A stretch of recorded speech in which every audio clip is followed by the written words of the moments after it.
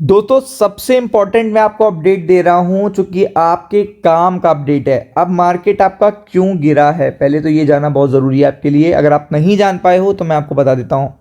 ये particular week start हुआ था मंडे से और आज संडे देखने को मिल रहा है। तो इस पर्टिकुलर टाइम पर कितने दिन हुए? एक हुआ, फिर दो हुआ, फिर तीन हुआ, फिर चार हुआ, फिर पाँच हुआ। बट मार्केट स्टार्टिंग अच्छी हुई, बट फिर देखिएगा मार्केट सर्वाइव नहीं हो पाया। थर्ड डे पे बहुत सर्वाइव नहीं हो पाया और फोर्थ और फिफ्थ डे में तो धड़ाम हो गया। बट किसी ने नोटिस नहीं करा कि निफ्टी या निफ्टी बैंक तभी धड़ाम हो सकते हैं जब आपके रिलायंस और एचडीएफसी को कुछ हुआ हो। तो मैं आपको बताना चाहता हूं, आप जान भी नहीं पाए हो। 5% रिलायंस देखिएगा, एचडीएफसी बैंक क्रैश हुआ है और रिलायंस हुआ है 8% इसी पर्टिकुलर वीक में। तो ये चीज़ सबसे इंपॉर्टेंट है कि अगर निफ्टी को ऊपर जाना है या निफ्टी बैंक को ऊपर जाना है तो अगले हफ्ते इतनी बड़ी अपडेट्स आनी है इन दोनों स्टॉक्स के लिए जो गुड न्यूज़ ला सकती हैं। और ये 2% भी चलते हैं तो निफ्टी और निफ्टी बैंक को आप देखिएगा कितनी बढ़िया रिकवरी देखने को मिलती है। तो ये सबसे बड़ी अपडेट मैं आपको दे रहा हूं कि अगले हफ्ते फोकस में ये स्टॉक रहेंगे और मैं एक क्लियर आपको एक एक करके अपडेट देने जा रहा हूं जो कि आपके लिए बहुत काम आने वाली है। क्योंकि रिलायंस इंडस्ट्री में भी अगर आपको पता है कि पूरे हफ्ते में अगर 2% की रिकवरी आ गई तो भी निफ्टी की रिकवरी बहुत सॉलिड होगी। और एचडीएफसी बैंक में भी केवल 2% तक की एक्सपेक्टेशन कर लिया आपने तो भी ये जो एक्सपेक्टेशन है ये थोड़ी सी रियलिस्टिक है और प्रैक्टिकल है। जबकि ये रिलायंस इंडस्ट्री कितना गिरा है 8% और एचडीएफसी गया है 5%। तो आप समझ सकते हो दोनों के रिजल्ट आ रहे हैं। अब रिजल्ट में तो स्टॉक फोकस में रहते हैं और रिजल्ट इनके अच्छे आ सकते हैं। और आपको पता है ये पूरा रिजल्ट का हफ्ता भी रहेगा, लेकिन रिजल्ट से पहले क्या आते हैं? पोल्स, जो कल से आना स्टार्ट हो जाएंगे। और जब पोल्स अच्छे आने लगते हैं, ऑलरेडी एक दो पोल आ चुके हैं वो मैं आपको दिखाऊंगा।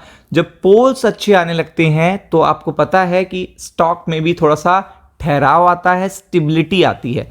स्टॉक के रिजल्ट तो बहुत सारे आने हैं जो कि बहुत इंपॉर्टेंट भी हैं, बट मैं आपको ये सबसे ज़्यादा इंपॉर्टेंट मैं 2-3 स्टॉक हैं, बट मैं आपको यहाँ पे 2 ही कवर कर रहा हूँ। फिर फर्दर मैं कवर करूँगा लाइक आईसीआईसी बैंक कवर करूँगा, फिर मैं आपका इन्फोसिस करूँगा, टीसीएस करूँगा, एचसीएल टेक करूँगा, ये सारे करूँगा। बट ये मैं ज़्यादा फोकस कर रहा हूँ क्योंकि इनमें इतनी सॉलिडिटी है कि रिलायंस इंडस्ट्री का जो वेटेज है वो 9% का है निफ्टी में और एचडीएफसी बैंक का जो वो वेटेज है वो 13% है।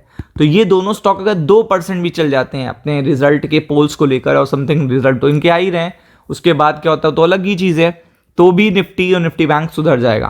क्योंकि एक स्टॉक देखिएगा कितना टूटा है 5 दिनों में, इस हफ्ते में 5.5%। ये देख सकते हैं आप, 1000 रुपए पे से 940 पे आ चुका है। ये बहुत ही पीक सपोर्ट और यहाँ से इसने बहुत अच्छा सर्वाइवल भी दिया है और बहुत अच्छी रिकवरी भी की है time to time HDFC bank ने। तो ये तो एक हो गया। सेकंड, रिलायंस इंडस्ट्री तो 8% टूटा है। अब आप समझ लीजिए 8% टूटा है। इस पर तो 2-3 गुड न्यूज़ भी आ चुकी हैं जिसका असर आपको देखने को मिलेगा। तो आप देख सकते हैं कि आईसीआईसी बैंक भी 2% टूटा है, बट इसकी डिस्कशन हम आगे करेंगे।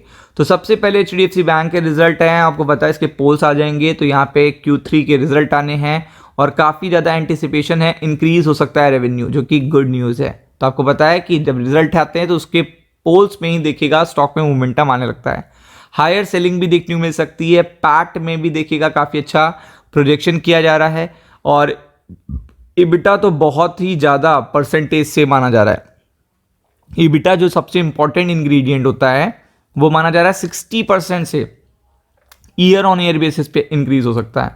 तो आप समझ लीजिए कितनी बड़ी बात है। मतलब 60% ईबिटा अगर इंक्रीज हो जाए तो इससे तो अच्छी बात ही नहीं हो सकती है।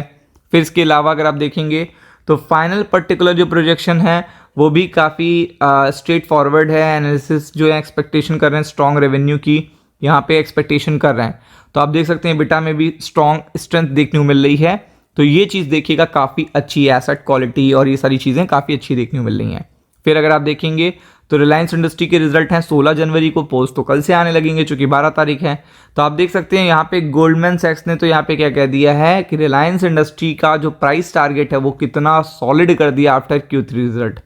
मतलब Q3 रिजल्ट अभी आए नहीं है बट स्टिल प्राइस टारगेट देखिए इनका क्या है, ये देखिएगा, ये इनके रिसर्च रिपोर्ट आ रही हैं, आप देख सकते हो करंट लेवल से। तो ये पर्टिकुलर जो न्यूज़ आ रही है बहुत अच्छी है और ये ऐसा कह रहे हैं कि स्ट्रॉन्ग अर्निंग आपको देखने को मिल सकती है। मतलब दिसंबर क्वार्टर में जो अर्निंग्स हैं वो बहुत ही स्ट्रांग देखने को मिल सकती हैं, ऐसा इनका मानना है। तो ये जो पोल्स हैं तो रिलायंस इंडस्ट्री और HDFC बैंक के लिए बहुत ज़्यादा मायने रखते हैं। अगर इन पोल के बेसिस पे ही देखिएगा मार्केट में एक पॉजिटिव ऑप्टिमिस्टिक इन्वायरमेंट बनता है रिलायंस को लेकर या HDFC बैंक को लेकर, तो ये निफ्टी बैंक के लिए अपने आप में ही बहुत बड़ी गुड न्यूज़ है। तो फोकस करिएगा। राम राम।